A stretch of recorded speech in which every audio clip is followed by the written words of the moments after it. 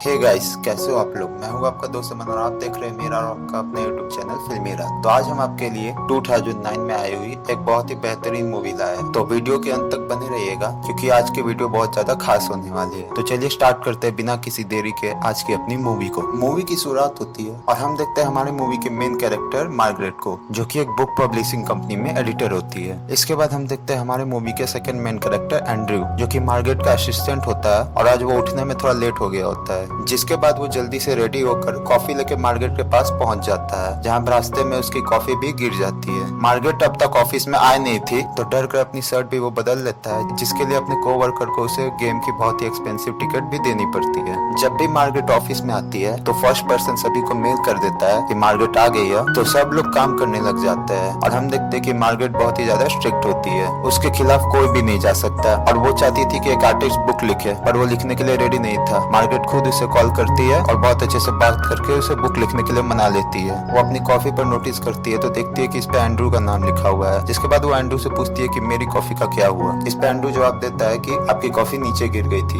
Margaret ने कहा कि हम दोनों एक ही टाइप की कॉफी पीते हैं, अगर तुम मुझसे डर कर सेम टाइप की कॉफी बाई करते हो ये बहुत ही ज्यादा पैथेटिक है। लेकिन हम देखते हैं कि एंड्रू सच में उससे डरता था और इसीलिए वो सेम कॉफी बाई करता था। जिसके बाद वो दोनों मिलकर एक एम्प्लॉय के ऑफिस में जाते हैं और हम देखते हैं कि इसी एम्प्लॉय का काम था कि वो उस आर्टिस्ट को बुक लिखने के लिए मना है, बट क्योंकि ये काम अब मार्गरेट को करना पड़ा था इसलिए वो उसे बहुत खरी खोटी सुना देती है और मार्गरेट उस एम्प्लॉय को कन्फ्रंट करती है और उसे ये पता चलता है कि उस एम्प्लॉय ने ट्राई भी नहीं किया था और वो उसे फायर कर देती है। जिसके बाद वो एम्प्लॉय गुस्सा हो जाता है और ऑफिस में सबके सामने उसे बहुत गालियां देता है। उसने मार्गरेट से कहा कि तुम अकेली हो, इस वजह से अपना फ्रस्ट्रेशन सब लोगों को उतारती हो। इसके बाद वो एंड्रू को कहती है कि तुम्हें वीकेंड को भी काम करना पड़ेगा, इस एम्प्लॉय के सारे काम भी हम ही को देखने पड़ेंगे। एंड्रू की ग्रैंडमा का 19 बर्थडे आने वाला है, जिस वजह से वो घर पर जाने वाला था, पर अब मार्गरेट की वजह से वो नहीं जा पाएगा। नेक्स्ट सीन में मार्गरेट को उसके बॉस अपने पास बुलाते हैं और कहते हैं कि तुम्हारी इमिग्रेंट ऑफिस से कॉल आया था, वो तुमसे अपॉइंटमेंट लेना चाहते थे बट तुम बहुत ही बिजी थी और बिना परमिशन तुम किसी और कंट्री में भी गई हुई थी और अब इस वजह से वो तुम्हें डिपोर्ट करने वाला है। तो मार्गरेट को इससे शौक लगता है, उसे लगता है कि वो कुछ ना कुछ तो कर सकती है, लेकिन इसमें वो कुछ भी नहीं कर सकती थी क्योंकि अगर वो इस कंट्री में नहीं रह रही है तो वो इस ऑफिस में काम भी नहीं कर सकती है। अब जैसे ही मीटिंग हो ही रही होती है कि एंड्रू भी वहाँ पे आता है, जिसको देख के मार्गरेट को एक आइडिया आता है कि अगर वो एंड्रू से शादी कर लेगी तो यहाँ की सिटीजन वो भी बन सकती है। तो उसने अपने बॉस से कहा कि मेरे पास आपको बताने के लिए एक न्यूज है, मैं और एंड्रू शादी कर रहे हैं और इतने दिनों से हम दोनों एक दूसरे के साथ काम कर रहे हैं और ऐसे ही में हम दोनों को एक दूसरे से प्यार हो गया। ये सब सुन के एंड्रू शॉक हो जाता है, बट क्योंकि वो अपने बॉस के खिलाफ जा नहीं सकता था इसलिए वो उसकी हाँ में हाँ मिलाता है। बट मार्गरेट की बॉस उसकी सारी चाल समझ जाता है तो वो कहते हैं कि सिर्फ इन सब चीजों को लीगल कर देना। उसके बाद जब ऑफिस में सबको इस बारे में पता चलता है तो एंड्रू के लिए सबको बहुत ही बुरा लग रहा था क्योंकि मार्गरेट उसका जीना हराम करने वाली थी। एंड्रू मार्गरेट से पूछता है कि तुम ये सब करके आ रही हो। मार्गरेट ने कहा कि अगर तुमने मुझसे शादी नहीं की तो तुम कभी भी राइटर बन नहीं पाओगे। एंड्रू का राइटर बनना ही एक सपना था, इसीलिए वो एक जॉब कर रहा था। मार्गरेट कह रही थी कि वो शादी करके जल्दी से डिवोर्स ले लेंगे और कोई भी प्रॉब्लम नहीं होगा। इसके बाद वो लोग इमिग्रेशन के ऑफिस जाते हैं और वो लोग शादी कर रहे हैं ये वहाँ के एक ऑफिसर गिलबर्ट को बता देती है। बट मार्गरेट ने जिस एम्प्लॉय को अभी अभी फायर किया था उसने गिलबर्ट को ऑलरेडी कॉल करके सब कुछ बता दिया होता है। गिलबर्ट को पता था कि मार्गरेट और एंड्रू एक फेक शादी कर रहे हैं और वो उन दोनों को इस बात के लिए कन्फ्रंट करता है। तो मार्गरेट ने कहा कि ऐसा कुछ भी नहीं है, हम दोनों सिर्फ काम करते थे, इस वजह से हम दोनों के अनएक्सपेक्टेड मोमेंट में एक दूसरे से प्यार हो गया। इस बात पर गिलबर्ट उन पर बिलीव नहीं करता है। वो उनसे कहता है कि वीकेंड खत्म होने के बाद हम तुम दोनों का इंटरव्यू लेंगे और अगर इस इंटरव्यू में तुम दोनों के एक दूसरे के बारे में ज्यादा पता नहीं है तो एंड्रू को जेल हो जाएगी और मार्गरेट को दोबारा से उसकी कंट्री में भेज दिया जाएगा। ऑफिसर ने फिर से एंड्रू को एक चांस दिया कि सब कुछ वो सच कह दे, बट एंड्रू कुछ बताता नहीं है। फिर वो लोग उनसे पूछता है कि क्या तुम्हारे पेरेंट्स को ये सब कुछ पता है। अब मार्गरेट के तो पेरेंट्स थे नहीं, तो मार्गरेट कहती है कि एंड्रू के पेरेंट्स को हम इस वीकेंड बताने वाले हैं। यहाँ से निकलने के बाद मार्गरेट एंड्रू को अपॉइंटमेंट वगैरह इन सब की इंस्ट्रक्शन दे रही होती है, बट एंड्रू उसकी कुछ भी बात सुन नहीं रहा था। वो उससे कहता है कि मैं अपनी पूरी लाइफ तुम्हारे लिए दाव पे लगा रहा हूँ, तो अब तुम मेरा प्रमोशन करोगी, अब से मैं तुम्हारा असिस्टेंट नहीं हूँ। मार्गरेट के पास क्योंकि अब कोई भी ऑप्शन नहीं था तो एंड्रू की सारी बात उसे माननी पड़ती है और इस मौके का फायदा उठाकर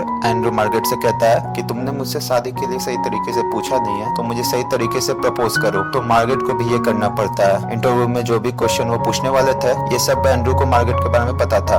बट मार्गरेट एंड्रू के बारे में कुछ भी ज्यादा जानती नहीं थी। इस पूरे वीकेंड पर वो एंड्रू को जानने की कोशिश करेगी। इसके लिए वो लोग एंड्रू के टाउन पे जाते हैं। उसके टाउन पे पहुंचते ही उसकी ग्रैंड माँ और उसकी मॉम उन दोनों का एयरपोर्ट पे स्वागत करते हैं। उन्हें देखकर वो लोग बहुत ही खुश थे। मार्गरेट की एज एंड्रू से बड़ी है, ये उनके लिए थोड़ी सरप्राइजिंग था, बट वो फिर भी इस बात को एक्सेप्ट कर लेते हैं। एंड्रू और उसके पिता आपस में हमेशा झगड़ते रहते थे, इसलिए वो उसे लेने के लिए नहीं आए थे। मार्गरेट ने पूरे टाउन में नोटिस किया कि हर जगह पर पैक्सटन ही लिखा हुआ था और एंड्रू का भी पूरा नाम एंड्रू पैक्सटन होता है। इसका मतलब ये है कि ये पूरा टाउन एंड्रू की ही फैमिली का है और एंड्रू बहुत ज्यादा अमीर है। इसके बारे में मार्गरेट को भी पता नहीं होता। मार्गरेट ने टाउन के एक होटल में रिजर्वेशन किया हुआ था, बट पूरा टाउन क्योंकि एंड्रू की फैमिली का होता है, इसलिए एंड्रू की ग्रैंडमा ने उस होटल के रिजर्वेशन को भी कैंसिल कर दिया होता है। वो चाहती थी कि मार्गरेट उनके साथ ही रहे। ये फिर बोट पर बैठकर एक आइलैंड पर जाता है और वहीं पर उनका घर था। बेचारी मार्गरेट पानी से बहुत ज्यादा डरती थी, उस वजह से उसे जैकेट पहनकर ही बोट पर बैठना पड़ता है। जब ये घर पर पहुंचते हैं तो मार्गरेट ने एंड्रू से पूछा कि तुमने मुझे बताया क्यों नहीं कि तुम इतने ज्यादा अमीर हो। एंड्रू ने कहा कि मेरी फैमिली अमीर है, मैं नहीं। जब ये घर पर पहुंचते हैं तो इनके लिए बहुत ही बड़ी पार्टी रखी गई थी। मार्गरेट एंड्रू के फादर से मिलती है। मार्गरेट जो भी काम करती है, इस प्रोफेशन को वो थोड़ा भी रिस्पेक्ट नहीं करता है। इसके बारे में उन्हें ज्यादा पता भी नहीं था। एंड्रू का अपना प्रोफेशन फॉलो करने के लिए घर छोड़कर जाना उसके पिता को पसंद भी नहीं था। इसी वजह से उन दोनों में थोड़ी सी लड़ाई भी चलती थी। फिर उसने एंड्रू से कहा कि तुम अपने बॉस को डेट कर रहे हो, ये सिर्फ अपॉर्चुनिटी पाने के लिए। तो एंड्रू कहता है कि ऐसा कुछ भी नहीं है, वो एक्चुअल में उससे प्यार करता है। वो अपने पिता से गुस्सा हो जाता है और सब लोगों को बता देता है कि मार्गरेट उसकी फियांसे है। उन दोनों के लिए सब लोग बहुत खुश थे। ग्रैंडमा और मदर ने मार्गरेट से पूछा कि एंड्रू ने उसे प्रपोज कैसे किया था। उन दोनों के पास कोई भी स्टोरी नहीं थी। तो एंड्रू कहता है कि मार्गरेट को स्टोरी सुनाना बहुत ज्यादा अच्छा लगता है और वही तुम्हें बताएगी। इसके बाद कुछ भी वियर्ड सी स्टोरी वो लोग उससे बता देते हैं। सब लोग उनको चेयर करने लगते हैं कि एक दूसरे को किस करो। मार्गरेट और एंड्रू के लिए थोड़ा सा अजीब था, तो एंड्रू सबसे पहले उसके हाथ को किस करता है, बट बाद में उन्हें फोर्स करने के बाद उन्हें रियल किस करना पड़ता है। ये फीलिंग उन्हें बहुत ज्यादा वियर्ड लगी थी। इसके बाद ग्रैंडमा और मम उन्हें उनका रूम दिखाती है और उन्हें एक कंबल देती है और कहती है कि इसका नाम बेबी मेकर है। इसे ओढ़ने के बाद बहुत सारे लोगों को बेबी हुआ। एंड्रू डर कर तुरंत इसे फेंक देता है। एक ही रूम होने की वजह से बेचारे को नीचे सोना पड़ा। सुबह होने के बाद मार्गरेट को आर्टिस्ट का कॉल आता है और वो उसे कहता है कि वो बुक नहीं लिख सकता। जिसके बाद मार्गरेट उससे बात करती है और थोड़ा रेंज आ नहीं रही होती है, इसलिए मार्गरेट को बाहर जाना पड़ता है। एंड्रू के घर पे एक छोटा सा डॉग भी था,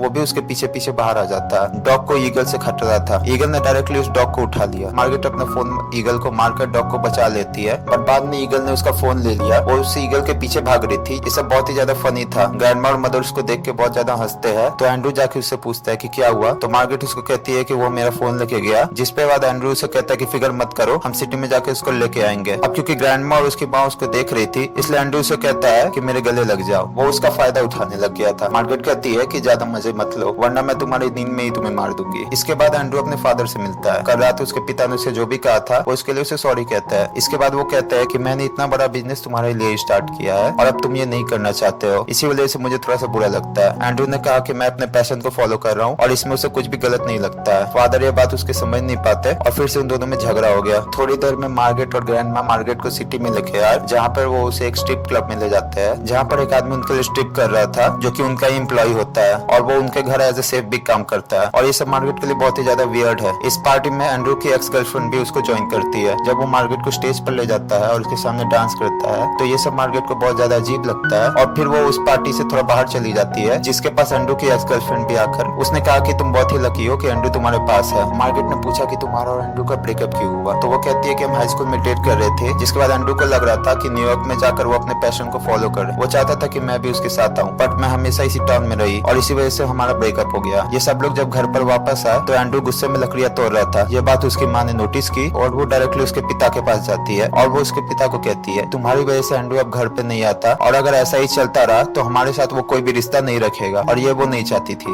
मार्गरेट उनका झगड़ा सुनकर अपने रूम में चली जाती है और वो शावर ले रही थी, तो बाद में उसने रियलाइज किया कि उसके पास टॉवल नहीं है। एंड्रू हेडफोन लगाकर अपने रूम में आया। मार्गरेट टॉवल लेने के लिए कोशिश कर रही थी, पर वो डॉग उसे रोक रहा था। वो जैसे तैसे उस कुत्ते से पीछा छुड़ा कर बाहर आती है, तभी एंड्रू के ऊपर गिर गई। क्योंकि वो दोनों न्यूड थे तो ये उनके लिए बहुत ही ज्यादा वियर्ड बन जाता है। रात को वो एक गाना गुनगुना रही थी, तो एंड्रू से कहता है कि मुझे इस गाने के बारे में पता नहीं। तो मार्गरेट कहती है कि एक बहुत ही ज्यादा फेमस बैंड है, जिसके बाद वो पूरा गाना गुनगुनाती है। तो एंड्रू कहता है कि मुझे ये गाना पता था, मैं तो सिर्फ तुम्हारे मुंह से ये गाना सुनना चाहता था। अब मार्गरेट जैसे एंड्रू को ट्रीट करती थी वो उसको बहुत ही ज्यादा बुरा लगता था। उसने कहा कि जब मैं 16 साल की थी तब मेरे पेरेंट्स की डेथ हो गई थी और उसके बाद मैं हमेशा अकेले ही रही, इस वजह से मेरी कभी एक लंबी समय तक रिलेशनशिप रही नहीं। एंड्रू को अब उसके लिए बुरा लगता है। सुबह होने के बाद उसकी माँ उसके लिए ब्रेकफास्ट लेके आई, जिसे देखकर वो जल्दी से बेड पर चढ़ जाता है। उसकी माँ के पीछे पीछे उसके पिता भी आए और वो उसे पूछते कि अगर तुम दोनों शादी करने ही वाले हो तो इसी वीकेंड पे कर लो। ग्रैंडमा को भी बहुत ज्यादा अच्छा लगेगा। पहले तो ये मना करते हैं, उसके बाद ग्रैंडमा भी वहाँ आ गई। वो कहती है कि अगर मेरी डेथ हो गई तो मैं तुम दोनों की शादी देख नहीं पाऊंगी। इसी इमोशनल बैकग्राउंड की वजह से वो दोनों मान जाते हैं। सब जाने के बाद बेचारे एंड्रू को बहुत ही बुरा लगता है। वो मार्गरेट से कहता है कि सबको सच के बारे में पता चल गया तो बहुत ही बुरा होगा। तो मार्गरेट कहती है कि ऐसा कुछ भी नहीं होगा, हम थोड़े दिनों में डिवोर्स ले लेंगे और बाद में तुम उन्हें बता देना। वो एंड्रू को सहारा देने के बहाने उसके पास आती है। ये दोनों करीब आने लग गए थे। ये बात मार्गरेट रियलाइज करके वहाँ से चली जाती है। वो अकेले बाइसिकल राइड करने के लिए जाती है। वो अपने आप से कह रही थी कि ज्यादा इमोशनल मत बनो, ये सिर्फ एक इमोशनल डील है। इसके बाद एंड्रू और मार्गरेट शॉपिंग करने के लिए जाते हैं और जब गांव में मार्गरेट अपने ईमेल चेक कर रही थी तो वो एंड्रू को उसके एक्स गर्लफ्रेंड के साथ बात करते हुए देख लेती है। उसके बाद मार्गरेट ने एंड्रू से पूछा कि तुम्हारे एक्स से मिलकर तुम्हें अच्छा लगा? तो एंड्रू से कहता है कि ठीक ठाक ही। वो उसे कंफर्म करना चाहती थी कि क्या एंड्रू अभी भी अपनी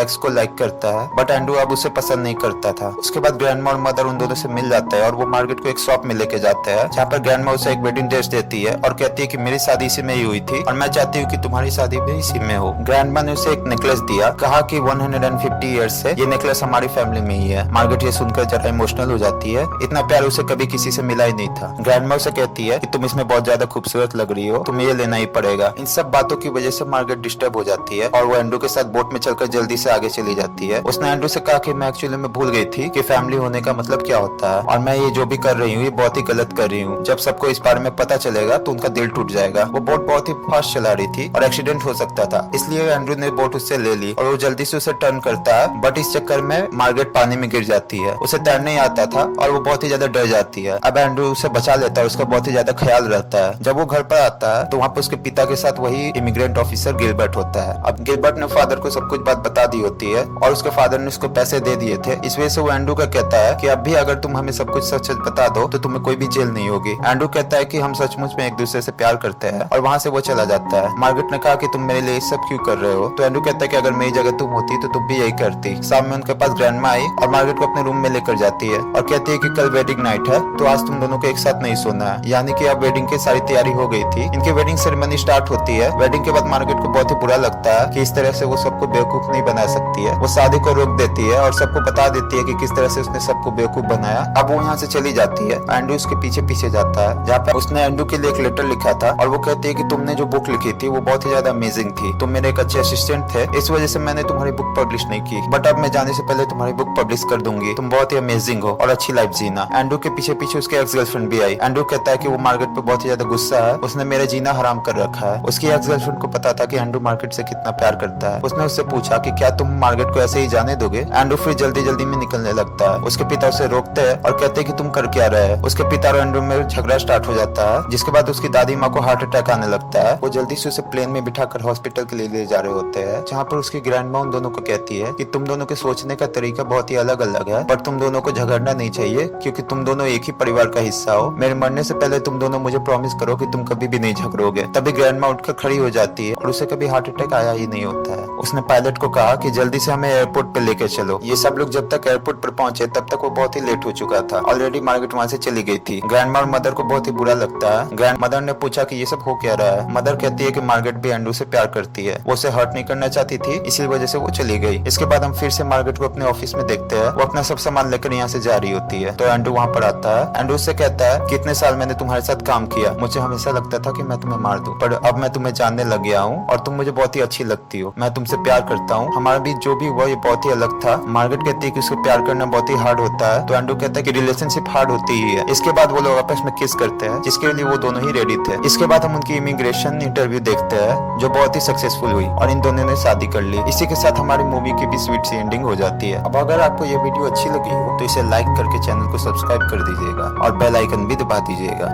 और कमेंट कर दे कि इसका कौन सा पार्ट आपको ज्यादा अच्छा लगा। आज के लिए बस इतना ही। मिलते हैं आपसे नेक्स्ट वीडियो में। अभी के लिए पीस आउट। जय हिंद।